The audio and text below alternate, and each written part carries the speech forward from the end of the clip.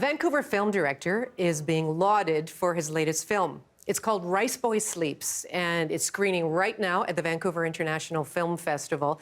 And it's kind of a bittersweet coming-of-age tale about a South Korean mother who brings her son here to Metro Vancouver, and they kind of struggle to adjust to life here in the 1990s. So with us today are Anthony Shim and Yoon, and they're here to tell us more about it today. Hello there and welcome. Hi. Hi, thanks for having us. Okay, so this is a fascinating film. The story, I'm sure, is familiar to a lot of people who do immigrate from another country, but to what extent, Anthony, was this autobiographical? I've been calling it semi-autobiographical. It is largely inspired by, the experiences that I and my family had in the 90s growing up here in Vancouver and on the Vancouver Island. And then a lot of it is also by, stories of close friends and families who are also immigrants during that time. There's a lot of stuff that's fictionalized, but the meat of it is quite personal. Yeah, it's personal, and you're in it too. You role as shall I say the love interest? The character that you play. You end up meeting the character Simon in here. What has this experience been like for you? It was incredible to make a film in Canada because I'm from Korea, so it was just amazing. Also, everyone was so nice, and I like this city, the Vancouver, and yeah. Well, it is. So the location, it feels very authentically, again, 90s in this area. But let's talk about some of the things that immigrants can face, the racism, that struggle to fit in. Mm-hmm. Well, I didn't set out to make a film about racism. No. I did, the intention was to tell a story about a mother and son who are dealing with generational trauma and undealt grief. But then in making a film that that was so personal, it had to do with the immigrant experience and touches on racism and cultural differences. But all of those things, I wanted to portray them in a really sort of non-judgmental, observational way, and so that these are seen as things, part of the experience that allows these characters to become who they ultimately become.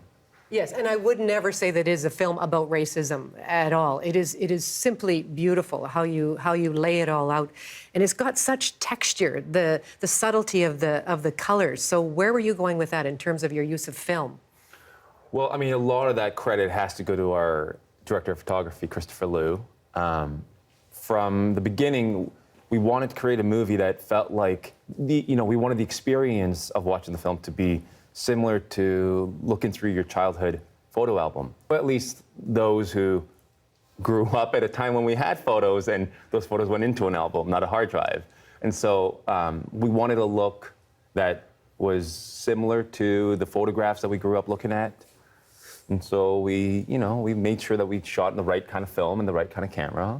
Yeah, but the acting is phenomenal as well. But I'm fascinated by the fact, in Korea, you're a dancer, and you've never acted before?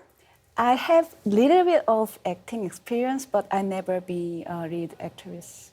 Like, this is your first full feature-length film? Yeah, and this was my first audition ever.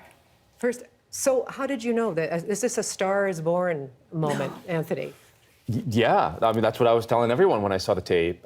We'd been searching all across North America and in Korea. I'd looked at every tape that was sent my way, and then our casting director in Korea said, there's a bit of a wild card, but there's this dancer, but I think she's really got that it factor that people talk about. And so then when we saw the tape, it was undeniable, from the first tape she sent. Undeniable, Yoon. It was undeniable. You were spectacular. Seriously, you draw people into the screen. You draw people into your own drama with some of those scenes and that protective, fierce mother that comes through. How much of that is your personality? Pretty much, yeah. Yeah, but I don't have son, but we have very strong relationship made together with my two other kids, who is in the movie. So based on that strong relationship in reality, I could make it, yeah. Well, it's very convincing. It's very, very convincing. What about the South Korean locations and your connection to those places, Anthony? Well, the town that we shot in is actually where my grandfather was born and raised, and so a lot of the people that are there now are distant relatives of mine. So that part of the story is actually quite autobiographical, and so I had that area in mind when I was writing it. So then, once we were ready to shoot, we went over there and we made sure everything was set up, and it's so beautiful there. Okay, last one. Kevin. Anyone have Kevin? Oh, sí, my building manager. His name is Kevin. Pero está bien, it's good. Kevin, it's good. Yeah, no problem. You think Kevin a good name? Yeah, it's good, like Kevin Costner. I know there are so many touching scenes in the film, but what about when the workers, Yoon and her co-workers that work on an assembly line, they're gathered around a table, and the importance of they've come from different countries, speak different languages, have different names for their children, but they're choosing English or Canadian names for their kids. What's behind that? Well, it was the same thing that I experienced and all of the other immigrant friends and family experience.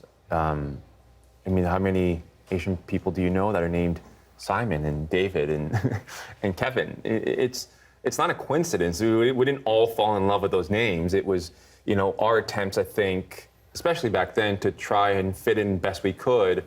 And those were the most common names that were presented to us. Even though your son in the film wanted to be Michael Jordan. In actuality, I wanted to be Michael Jackson. But then it changes for the film.